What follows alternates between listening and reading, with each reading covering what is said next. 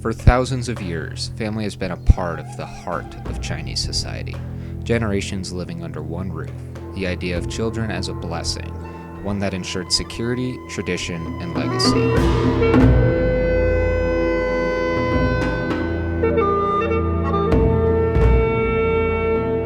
But in the late 20th century, that foundation was shaken. The government declared that, for the sake of the nation's future, families could only have one child. A single law enacted in 1979 would determine the fate of over 1 billion people. It would shape economies, communities, and personal lives in ways no one could have predicted. Some saw it as a necessary step toward progress. Others called it a social experiment with devastating consequences. Forced sterilizations, abandoned children, a nation where sons were valued over daughters. And now, decades later, China is facing an entirely new crisis, one born from a policy that was meant to secure its future.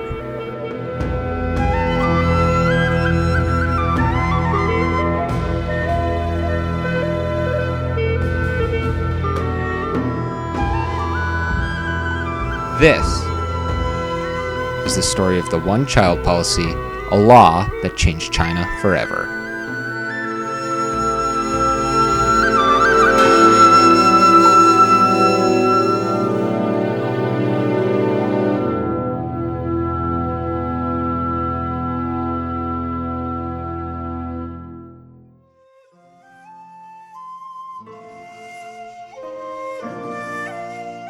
It was the late 1970s. After decades of war, revolution, and famine, China's population had soared to nearly 1 billion. Food shortages were common, resources were stretched thin, and leaders feared that unchecked growth would lead to economic collapse.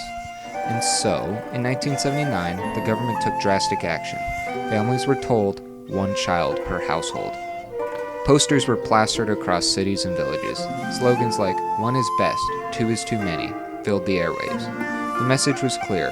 Having more than one child was no longer a personal choice. It was a crime against the nation's future. At first, incentives were used. Higher wages, better housing, government benefits for those who complied. But soon, compliance turned into enforcement. Women were subjected to forced sterilizations. Pregnant mothers carrying a second child faced pressure, sometimes even forced abortions. And if a second child was born, the family could be fined into poverty.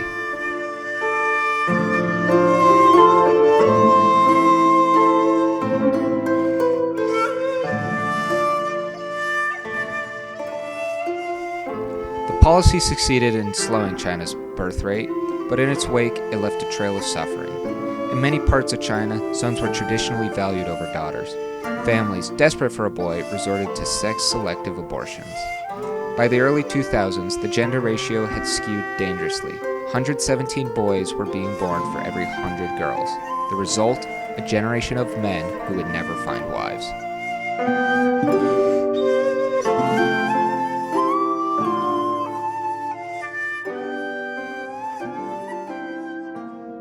There was another issue, the invisible children. Those born in secret, never registered, never given legal status, unable to go to school, get jobs, or even exist on paper. An entire generation of undocumented citizens.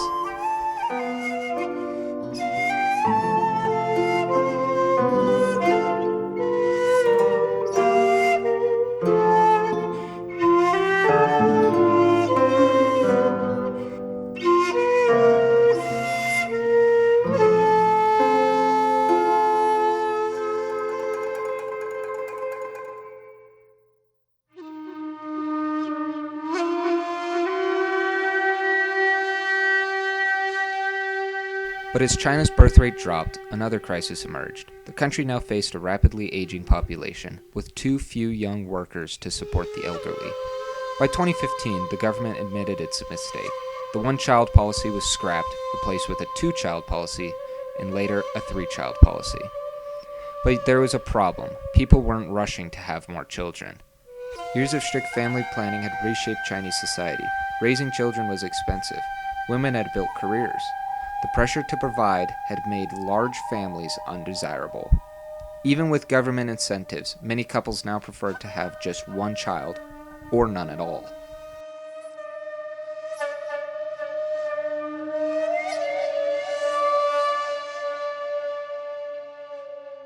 Today, the legacy of the one-child policy remains. China faces an uncertain future, an aging society, a shrinking workforce, and a generation shaped by the consequences of a state-controlled family planning.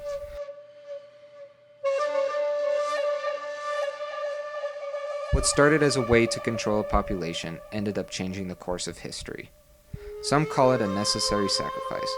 Others see it as a cautionary tale of government overreach. But one thing is for certain, the one-child policy didn't just shape China's past, it continues to shape its future.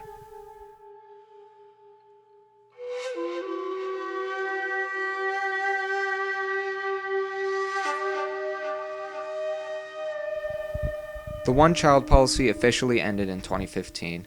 Today, China faces one of the lowest birth rates in the world. Its future remains uncertain.